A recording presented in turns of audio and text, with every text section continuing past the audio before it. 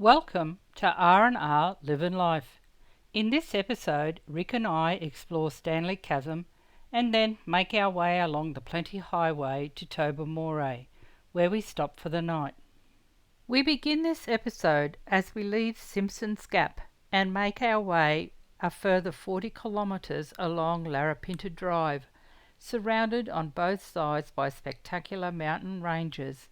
So we were only seeing a very small part of this ancient landscape, sculptured over time by climatic change.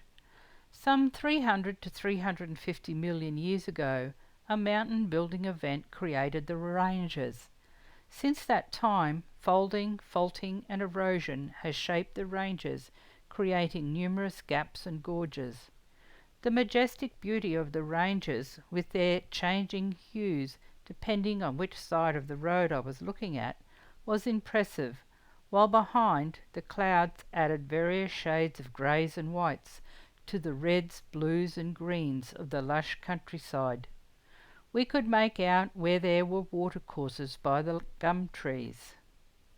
Stanley Chasm is a must-see, with its spectacular and striking geological formation, and is an important cultural place, sacred to women's dreaming of the Arunda people. Located on a private flora and fauna reserve, Stanley Chasm is managed by the Uncali Aboriginal Corporation, a unique enterprise that is 100% Aboriginal owned and is operated by local community members who are direct descendants of the Western Arunda people who have lived in the area for tens of thousands of years. The chasm was formed in two distinct geological phases. Firstly, Earth's movements that caused huge cracks right through the mountains, followed by further Earth movements. Secondly, the extrusion of lava from below, which filled up the long deep chasm. Once a narrow tributary of the Fink River system, along with persistent rainfall and flooding in a lusher bygone era, has indirectly carved the sandstone slopes. Either side bears the jagged, craggy impressions created over untold millions of years to create this dramatic and picturesque effect. The chasm is generally in shade for most of the day, but changes colour with the magnificent display of bold red and orange hues that grow deeper as the sun made its appearance overhead. At the chasm, we took the self-guided walk along the 1.2 kilometre well-maintained trail that followed the natural creek bed, where we experienced the unique beauty of this desert landscape with its cool shade, ancient gum trees and cycads. We were lucky enough to see glimpses of some of the native wildlife along the way. Rick and I stopped and read the interpretive signage. Alongside the trail was a natural spring that had attracted some of the bird life in this arid climate, making the most of the shallow pool to have a good dip.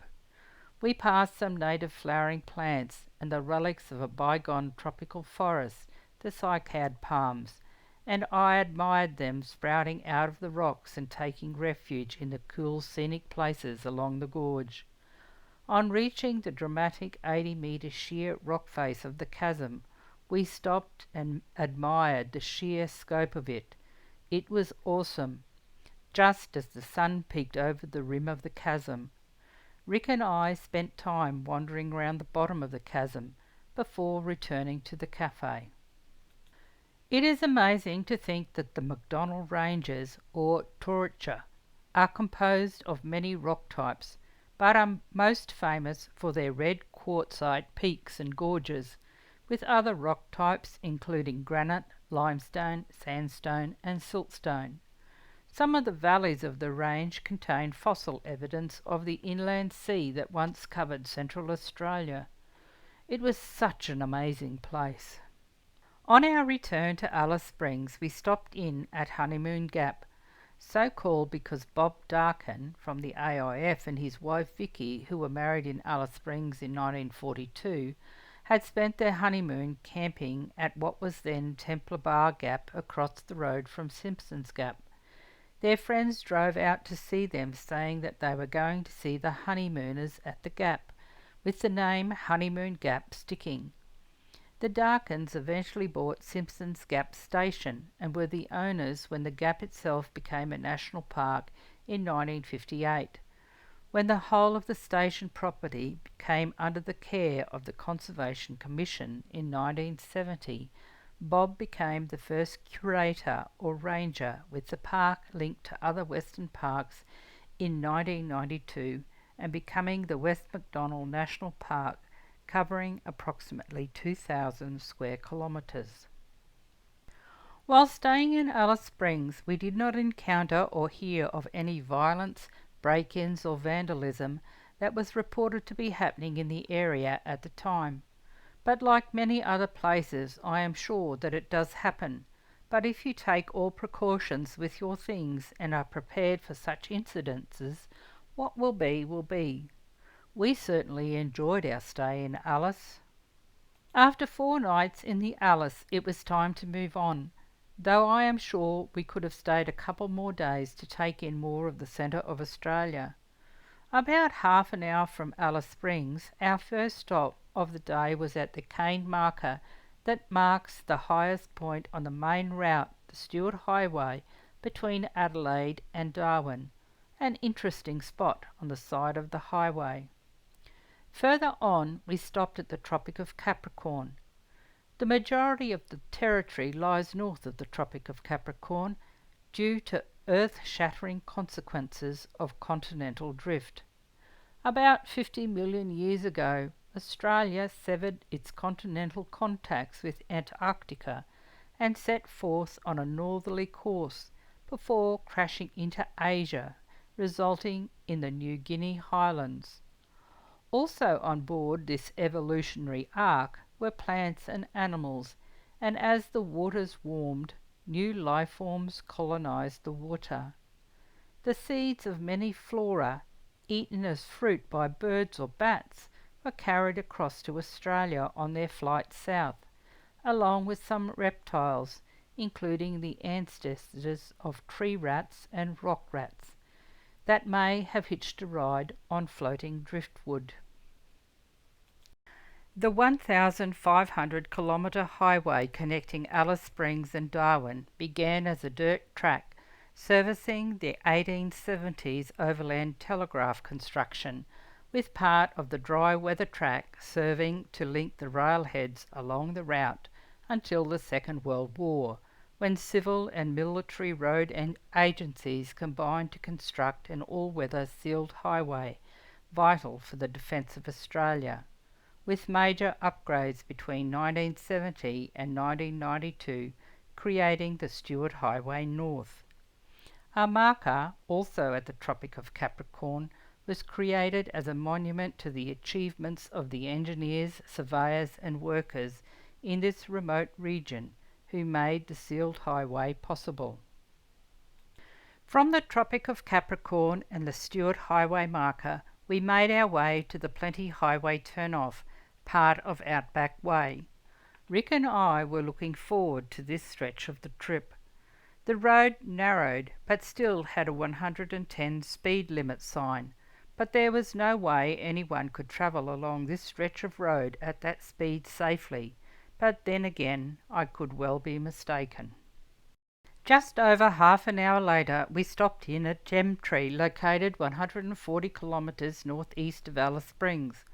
What an impressive place, so quiet and peaceful, with some very interesting history in the History Museum, a slab hut that was once old Mount Riddick homestead, where we spent time reading and learning a little more about the life of the district's northeastern Central Australian pioneers in the first half of the 20th century. Rick and I had been to Mount Riddick many years ago with the Georgina Landcare Group, so it was very interesting reading the history of this homestead. The log homestead was built on Mount Riddick in 1928, with the current owners seeking permission to move the heritage-listed homestead to Gemtrees in 2014. The very informative interpretive history boards were installed in 2016. Gemtrees is a favourite destination for fossickers who come in search of semi-precious gems abundant in the area, particularly garnets and zircon. The biodiversity of the landscape in the area was interesting, being on the margin between the Burt Plains and the McDonnell Ranges. Over 100 years ago, Benjamin Webb, a teamster at the Atunga goldfields, carted stores and wood from Stewarttown to Atunga. In 1910, he and another teamster took up a nearby pastoral lease in the Harts Range. Later, he moved to One Gumwell, now known as Mount Riddick, where he built a pine log cabin for his wife Jane and their 5 children. Along with several neighbouring pastoral families in the district in the 1930s, as there was no government-built communities until some years later, each family in the district undertook the responsibility of caring for the welfare of the local people. Many Aboriginal people found employment in both the pastoral and mining industries, and their families lived close to the established homesteads. In this district, a special harmony developed between many of the pioneering families and their Aboriginal neighbours. Showcased in the homestead were 12 other stations of the area, highlighting the hard work, persistence and sense of optimism of these pioneering pastoralists. Once we left Gemtree, we came across the first of the 14 billboards displaying the outdoor gallery along Outback Way, a bold showcase of 28 artworks from regional and remote artists featured along a 111-kilometre stretch of the road, with the starting billboard about 130 kilometres northeast of Alice Springs. Such an interesting idea.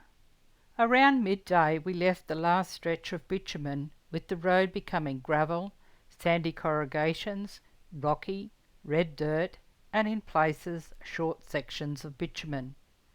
We drove into Jervios just after 1:30 to fuel up.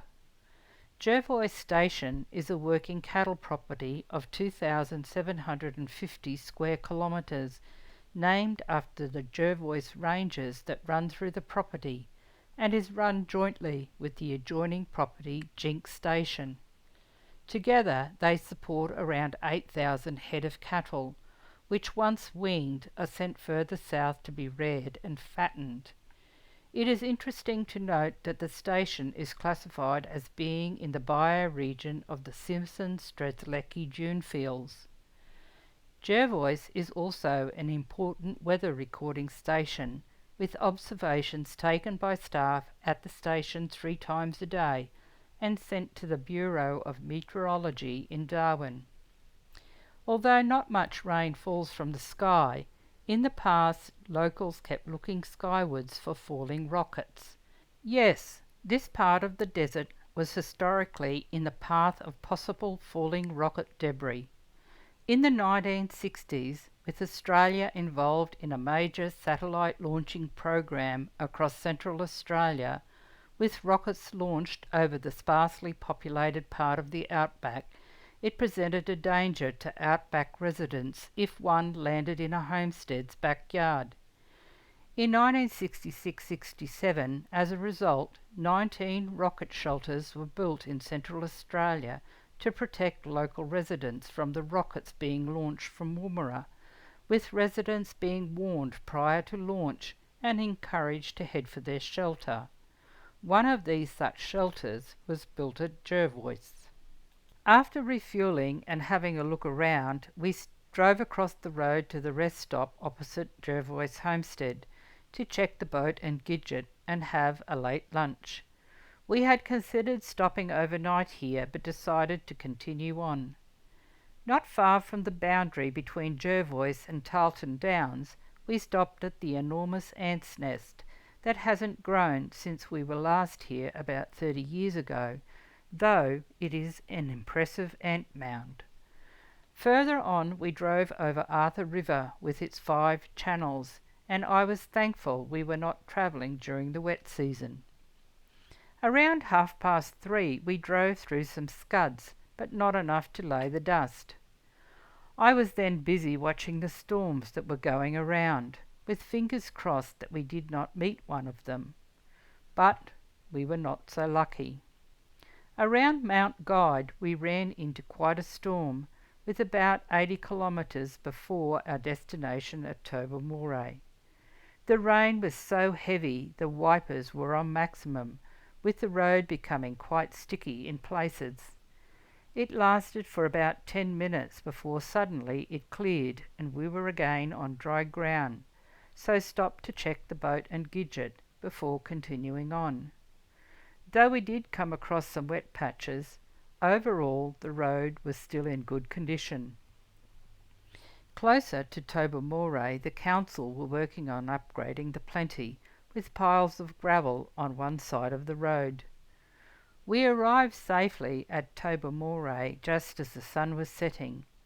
The campground was full, so had to park up outside closer to the levee bank. What a day it had been, through some amazing country. Rick and I were feeling like we were home, as this area was a type of country where we had lived when living out west, having been to Tobermorey for activity days with the boys when they were school age, near on 30 years ago.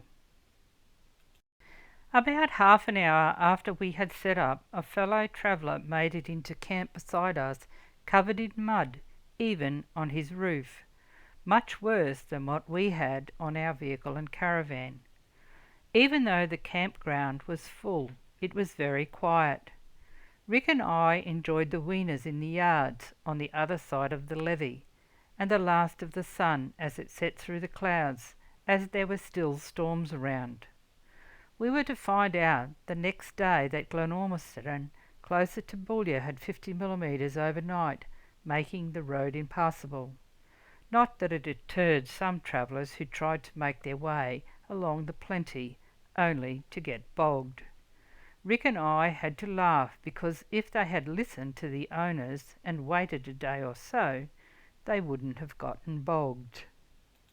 Tobermorey Station is a family-owned 6,475 square kilometre working cattle station situated just inside the Northern Territory border on the Plenty Highway, part of Outback Way, Australia's longest shortcut. It is centrally located between Alice Springs and Boulia, or Mount Isa in Queensland. Tobermorey Station is one of the most remote tourist facilities in the Australian Central Desert. Our one night at Tobermorey turned into two, as the rain at Glenormiston was sufficient to cut the Plenty to Boulia. We were quite happy to spend an extra day or two for the road to dry out, not like those who were bogged not far from Tobermorey, creating a small caravan park in the middle of the highway, causing the road to be closed for just over a week. I am sure the Boulia Council were not at all pleased with them, as not only had they just graded the road, but had also to pull them out and regrade the damage done. Rick and I will leave you for this episode at Tobermorey. I hope you have enjoyed this episode. Give us a thumbs up if you have. Join us next time as we make our way to Mount Isa and on to Mary Kathleen, where we make camp for the night. Take care and stay safe. Cheers for now. Rick and Rosemary. R&R, living life.